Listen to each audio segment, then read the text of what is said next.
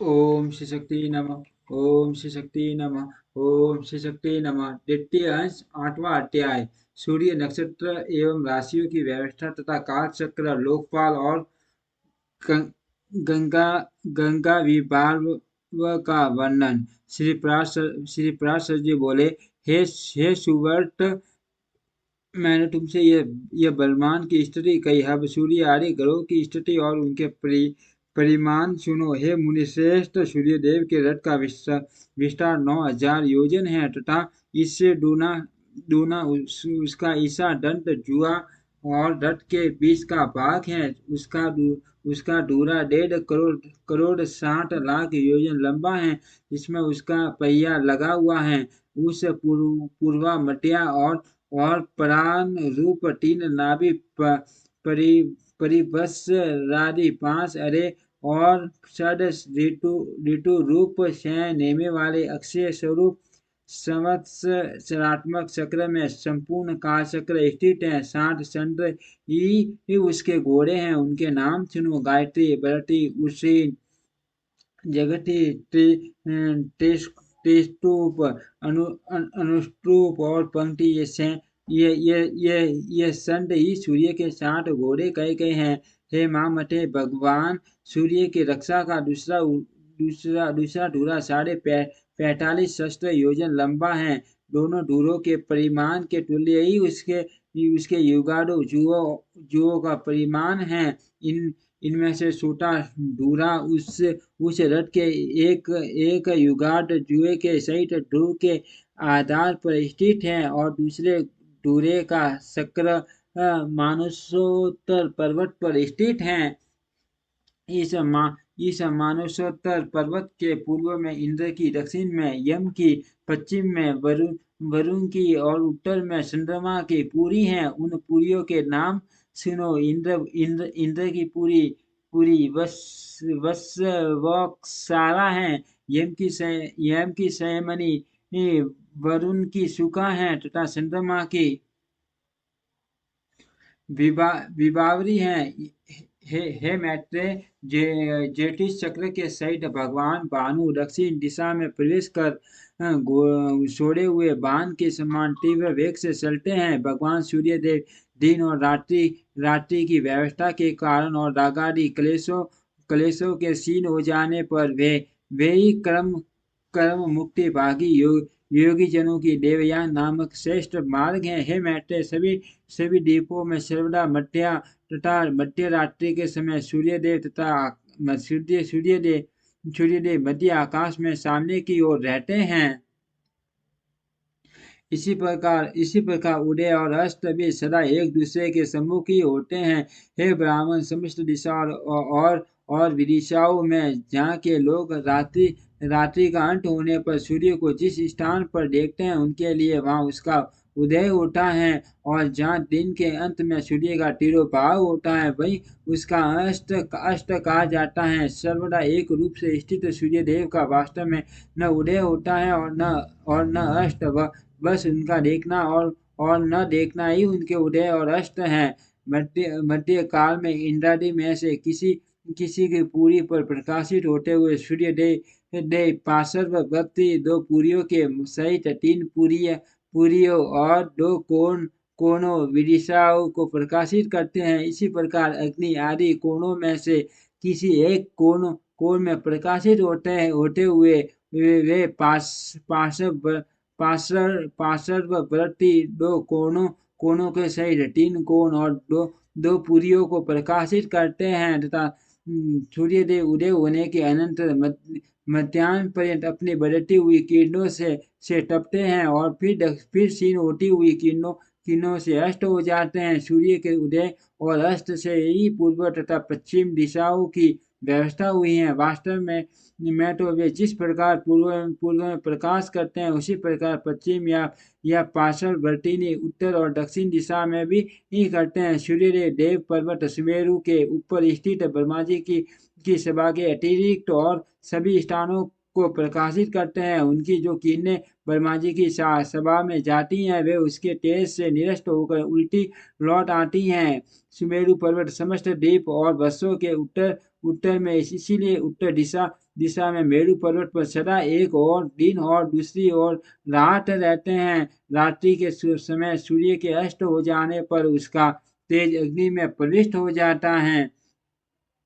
इसीलिए इसी इसीलिए उस समय अग्नि दूरी दूरी से प्रकाशित होने लगता है। इसी प्रकार हे दिविज, दिन के समय अग्नि का तेज सूर्य में प्रविष्ट हो जाता है। अत अग्नि के संयोग से ही सूर्य अत्यंत प्रखरता से प्रकाशित होता है। इस प्रकार सूर्य और अग्नि के प्रकाश तथा उष्णता में तेज परस्पर मिलकर दिन रात में वृद्धि को प्राप्त होते रहते हैं।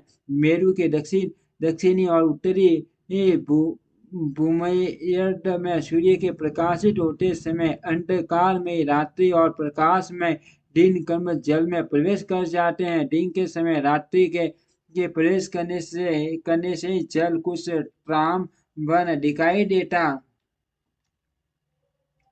है, किंतु सूर्य अस्त हो जाने पर उसमें दिन का प्रवेश हो जाता है। इसीलिए दिन के प्रवेश के कारण ही रात्रि के समय वह शुक्ल वन हो जाता है। इस प्रकार जब सूर्य पुष्कर द्वीप के मध्य में पहुंचकर पृथ्वी का 30वां भाग पार कर लेता है तो तो उसकी वह गति एक मुहूर्त की होती है, अथवा उतने ही भाग की अतिक्रमण करने में उसे जितना समय लगता है वही मुहूर्त कहलाता है। हे दिविज, कुलाल शक्र कुमार के साथ के सिरे पर घूमते हुए जीव के समान भ्रमण करता हुआ यह सूर्य पृथ्वी के 30 भागों का अतिक्रमण करने पर एक दिन रात्रि करता है। हे दिविज, उत्तरायण के आरंभ में सूर्य सबसे पहले मकर राशि में जाता है। उसके पश्चात वह कुंभ और मीन राशियों में एक राशि से दूसरी राशि में जाता है।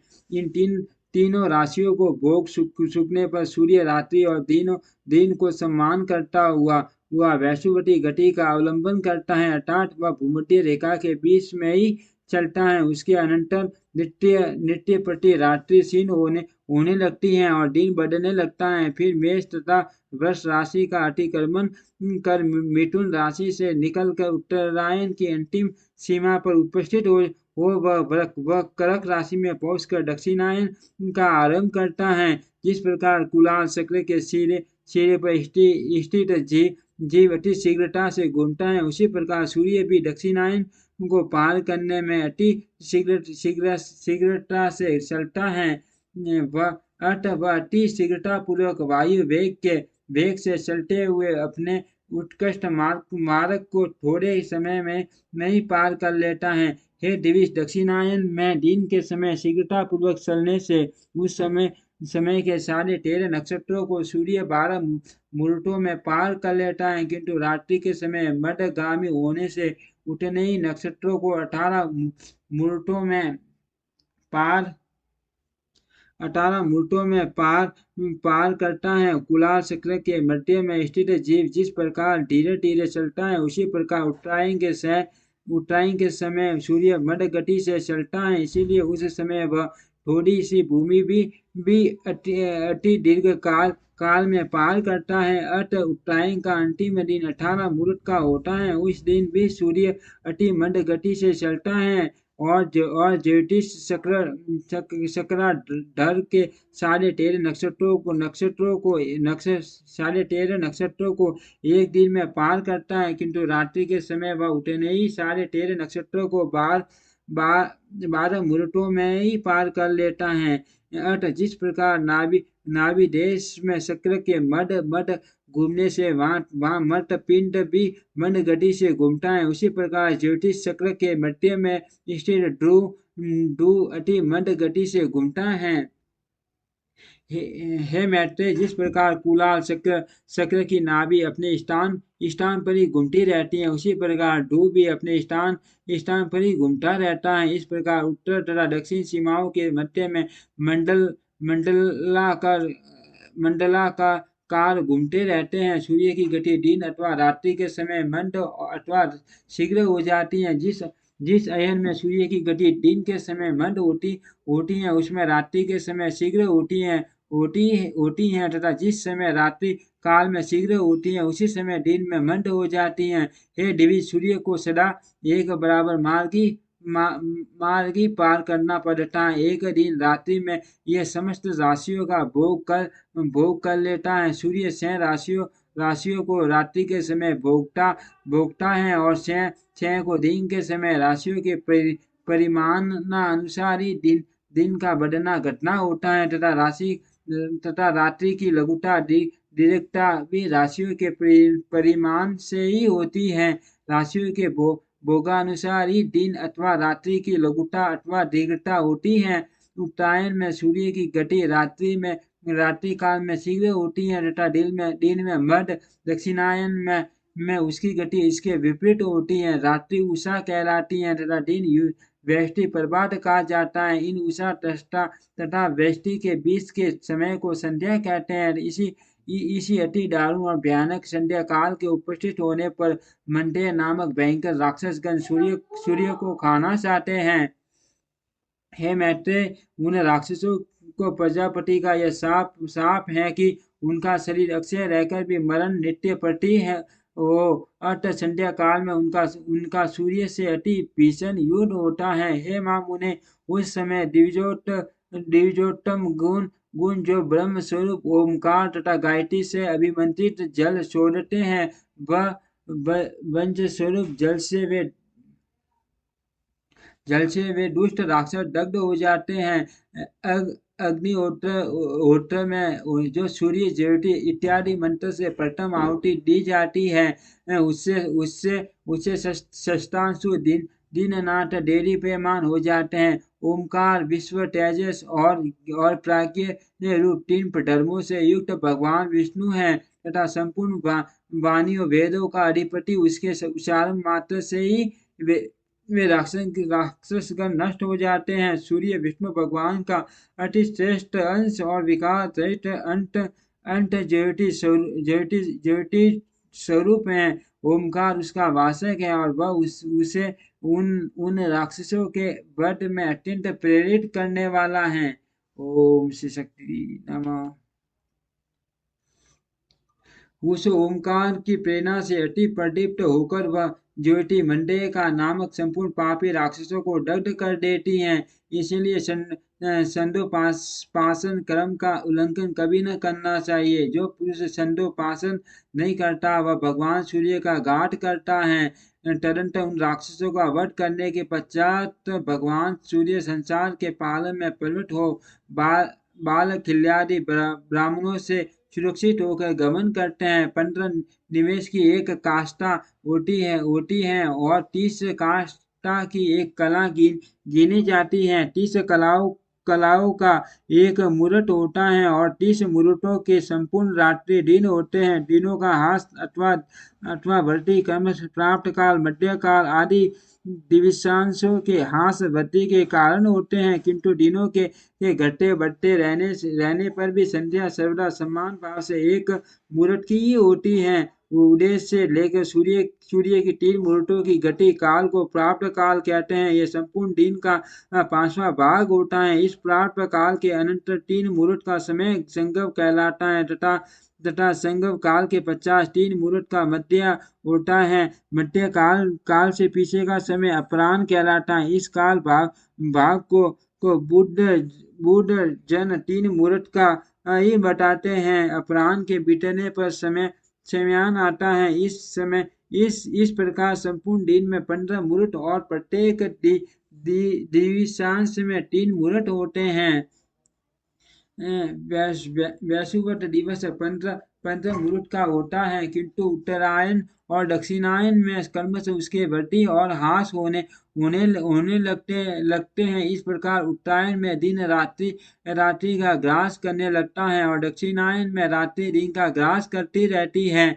शरद और बसंत ऋतु के मध्य में सूर्य के तुला अथवा मेष राशि में जाने पर विषुव होता है। उस समय दिन और रात्रि समान होते हैं। सूर्य के कर्क राशि में उपस्थित होने पर दक्षिणायन कहा जाता है और उसके मकर राशि राशि पर आने आने से उत्तरायण कहलाता है। हे ब्राह्मण, मैंने जो 30 मुहूर्त के एक रात्रि दिन कहे, ऐसे 15 रात्रि दिवस का एक पक्ष कहा जाता है। 2 पक्ष का एक मास होता है। दो दो सौर मास की एक ऋतु और 3 ऋतु का एक अयन होता है तथा 2 अयन ही मिलाकर एक वर्ष कहे जाते हैं। सौर, सावन, चांद्र तथा नक्षत्र, इन 4 प्रकार के मासों के अनुसार विविध रूप से कल्पित संवत शरादी 5 प्रकार के वर्ष युग कहलाते हैं। ये युगी मलमाशादी सब प्रकार के काल निर्णय का कारण कहा जाता है। उनमें पहला संवत्सर, दूसरा परिसर, तीसरा ईदसर, चौथा अनुवत्सर और 5वां वत्सर है। इस काल युग नाम से विख्यात है। से सवेट वर्ष के उत्तर में जो सरगवान नाम से विख्यात पर्वत है, उनके 3 सरंग हैं, जिनके कारण ये सरंगवान कहा जाता है। उनमें से एक सरंग उत्तर में, एक दक्षिण में तथा एक मध्य सरंगी वैशुव्रत है। शरद और बसंत ऋतु के मध्य में सूर्य इस वैशुव्रत संगर पर आते हैं। अट ये मैत्रेय, मेष अथवा तुला राशि के आरंभ में तिमिरा पारी सूर्य देव विषुवत पर स्थित होकर दिन और रात्रि के रात्रि को समान परिमाण कर देते हैं। उस समय ये दोनों 15 मुहूर्त के होते हैं। हे मुने, जिस समय सूर्य कृत्तिका नक्षत्र के प्रथम भाग अर्थात मेष राशि के अंत में तथा चंद्रमा निश्चय ही विशाखा के चतुर्थांश अर्थात वृश्चिक के आरंभ में हो, अथवा जिस समय सूर्य विशाख के तृतीय भाग अर्थात तुला के अंतिम मास का भोग करते और चंद्रमा कृत्तिका के प्रथम भाग अर्थात मेषांत में स्थित जान पड़े, तभी यह विषु नामक अति पवित्र काल कहा जाता है। इस समय देवता, ब्राह्मण और पितृगण के उद्देश्य से संयंत्रित होकर दान आदि देने चाहिए। ये समय दान ग्रहण के लिए मानव देवताओं के खुले हुए मुख के समान है। अतः विषुव काल में दान करने वाला मनुष्य कृत्य हो जाता है। यज्ञादि के काल निर्णय के लिए दिन, रात्रि, पक्ष, कला, काष्ठा और सन आदि का विषय भली प्रकार जानना चाहिए। राका और अनुमति 2 प्रकार की पूर्णमासी तथा सीने वाली और कऊ 2 प्रकार की अमावस्या होती है। माघ, फाल्गुन, चैत्र, वैशाख तथा ज्येष्ठ, आषाढ़ ये 6 मास उत्तरायण होते हैं और सावन, भाद्र, अश्विन, कार्तिक तथा अगहन, पौष ये 6 दक्षिणायन कहलाते हैं। मैंने पहले तुमसे जिस लोकालोक पर्वत का वर्णन किया है, उसी पर 4 वर्षशील लोकपाल निवास करते हैं। हे दिविज सुदामा, कर्दम के पुत्र शंखपाद और हिन्यरोमा तथा केतुमान ये चारों निर्द्वंद्व निर्विमान, निरालस्य और निष्परिग्रह लोकपालगण लोकालोक पर्वत की चारों दिशाओं में स्थित हैं, जो अगस्त्य के उत्तर तथा अर्जवृत्ति के दक्षिण में वैश्वा नर मार्ग से भिन्न मर्गवीति नामक मार्ग है। वही पीटर या न पथ हैं। उस पीटर यान मार्ग में महात्मा मुनिजन रहते हैं, जो लोग अग्निहोत्री होकर प्राणियों की उत्पत्ति के आरंभक ब्रह्म वेद की स्तुति करते हुए यज्ञ अनुष्ठान के लिए उद्यत हो कर्म का आरंभ करते हैं। वह पीटर यान उनका दक्षिण मार्ग है। वे युग युगांतर में विशेषण हुए। वैदिक धर्म की संतान तपस्या, वर्णाश्रम मर्यादा और विविध शास्त्रों के द्वारा पुनः स्थापना करते हैं। पूर्वव्रत धर्म धर्म परवट पर प्रवर्तक ही अपने उत्तरकालीन संतान के यहाँ उत्पन्न होते हैं और फिर उत्तरकालीन धर्म प्रसार प्रसारक गण अपने यहाँ संतान रूप से उत्पन्न हुए अपने पितर गण के कुलों में जन्म लेते हैं। इस प्रकार वे व्रतशील ऋषिगण चंद्रमा और तारागण की स्थिति पर्यंत सूर्य के दक्षिण मार्ग में पुनः पुनः आते जाते रहते हैं नागविटी के उत्तर और सप्त ऋषियों के दक्षिण में है। जो सूर्य का उत्तरीय मार्ग है उसे देवयान मार्ग कहते हैं।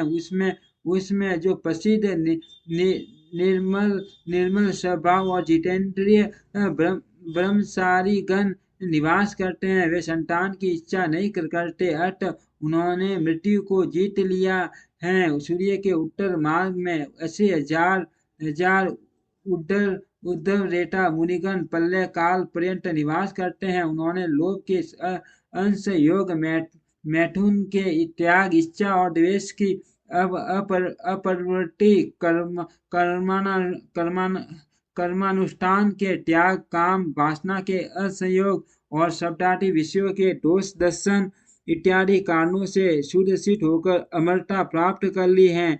भूतों के प्रलय पर्यंत स्थित रहने को ही अमरता कहते हैं। त्रिलोकी की स्थिति के इस काल को कोई अपूर्ण मार पुनर्मृत्यु रहित कहा जाता है। हे द्विज, ब्रह्म हत्या और अश्वमेघ यज्ञ से जो पाप और पुण्य होते हैं उनका फल प्रलय पर्यंत कहा गया है।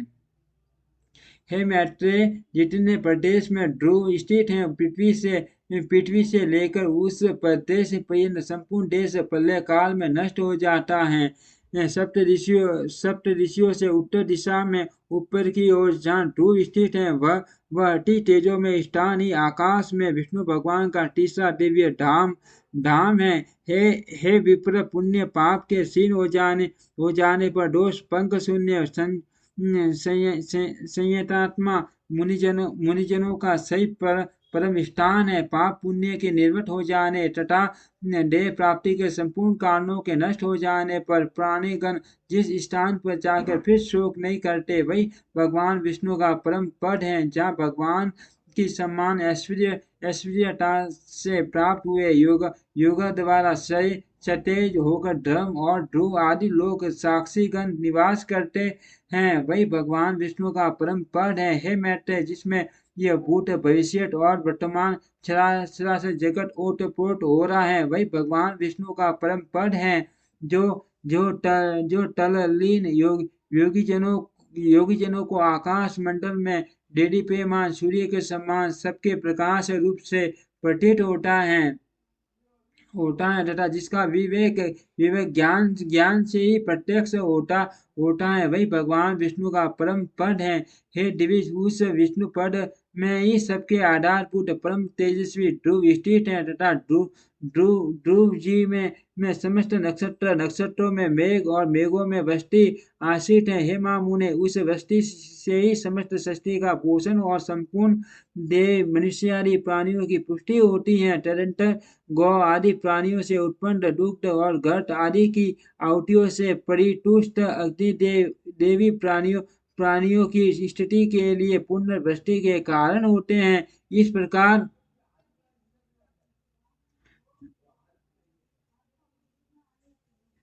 इस प्रकार श्री विष्णु भगवान का यह निर्मल तटीय लोग ध्रुव ही त्रिलोकी का आधारभूत और वृष्टि का आदि कारण है। हे ब्राह्मण, इस विष्णु पद से ही देवतागणों के अंगराग से पांडुर हुई श्री सर्व पाप हारिणी श्री गंगा जी उत्पन्न हुई हैं।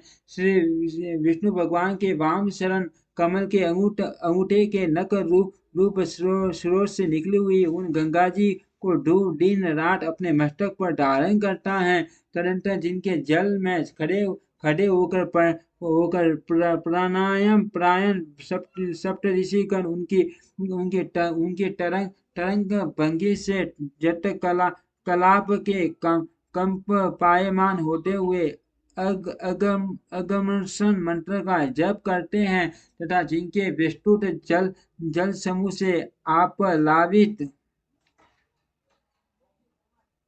होकर होकर चंद्रमंडल क्षय के अनंतर पुण्य पहले से भी अधिक कांति धारण करता है। वे श्री गंगा जी चंद्रमंडल से निकलकर मेरु पर्वत के ऊपर गिरती हैं और संसार को पवित्र करने के लिए चारों दिशाओं में जाती हैं। चारों दिशाओं में जाने से वे एक ही सीता अलकनंदा चक्षु और भद्र इन चार भेदों वाली हो जाती हैं जिसके अलकनंदा नामक दक्षिणीय भेद को भगवान शंकर ने अत्यंत प्रीतिपूर्वक 100 वर्ष से भी अधिक अपने मस्तक पर धारण किया था, जिसने शंकर के जटा कलाप से निकलकर पापी सगर पुत्रों के अष्टि शून को आप लावित कर उन्हें स्वर्ग में पहुंचा दिया। हे मैत्रेय, जिसके जल में स्नान करने से शीघ्र ही समस्त पाप नष्ट हो जाते हैं और अपूर्व पुण्य की प्राप्ति होती है,